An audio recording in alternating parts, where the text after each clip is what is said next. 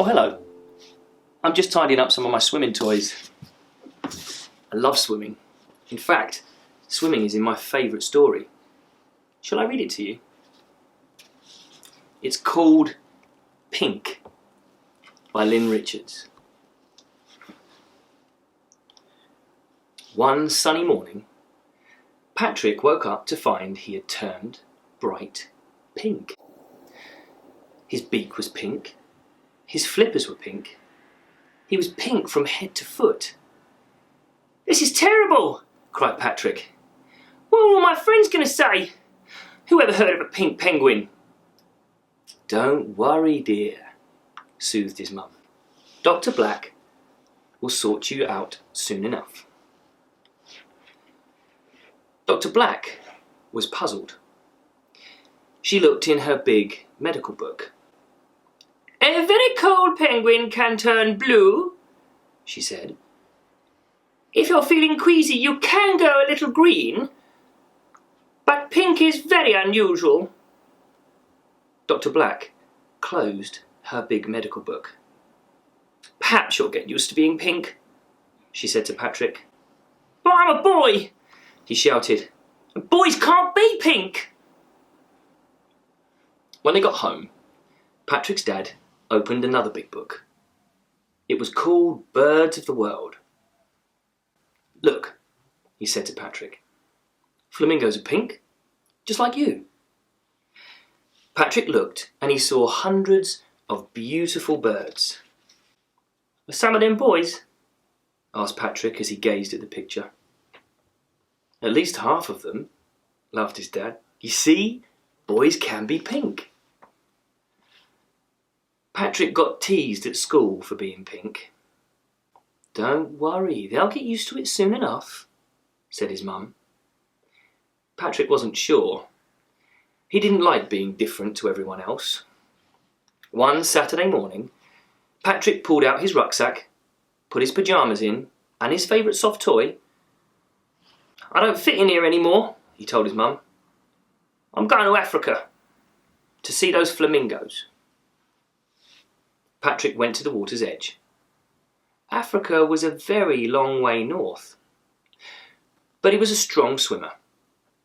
He swam for 7 days and 7 nights, and when the water began to feel warmer, he knew he was nearly there.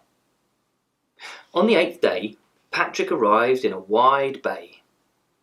On the shore, he saw hundreds of flamingos, just like in the picture. He waddled up to them, held out a pink flipper. "How do you do?" he said politely. The flamingos looked down at him curiously. They had long necks and spindly legs and were very, very tall. "Will you join us for lunch?"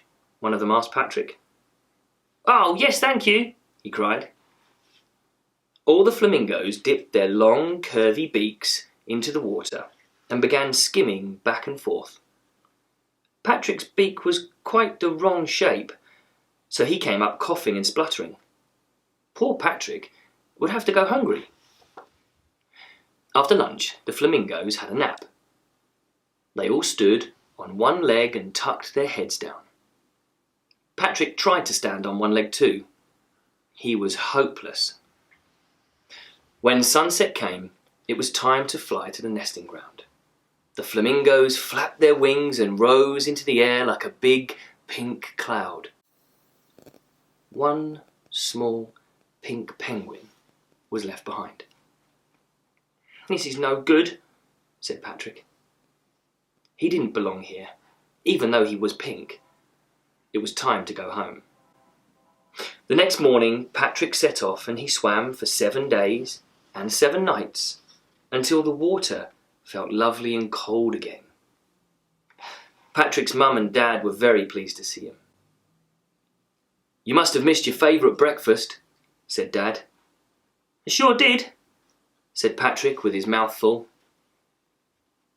When Patrick went back to school, his whole class crowded round him. "Where have you been, Patrick?" they asked. "We missed you."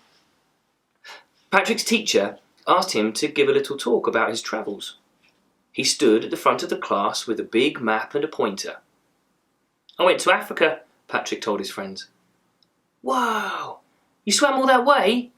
Asked Billy. Patrick nodded proudly. In Africa, the water is warm, he continued. There are colourful fish and tall pink birds called flamingos that stand on one leg. Did you see one of those? Asked Lulu. I saw hundreds, answered Patrick. They were beautiful. But, they can't swim underwater or slide on their tummies like we can. Really? Said his classmates.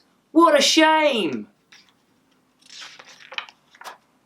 After school, Patrick waddled home with his best friend Arthur.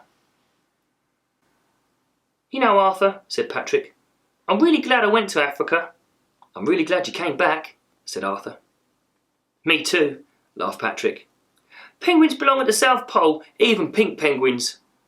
Especially pink penguins, said Arthur happily. That night, at bedtime, Patrick said, You were right, Mum. Nobody teases me anymore. He snuggled down and smiled. Being different wasn't so bad after all. If you could swim anywhere in the world, where would you swim? And what would you see?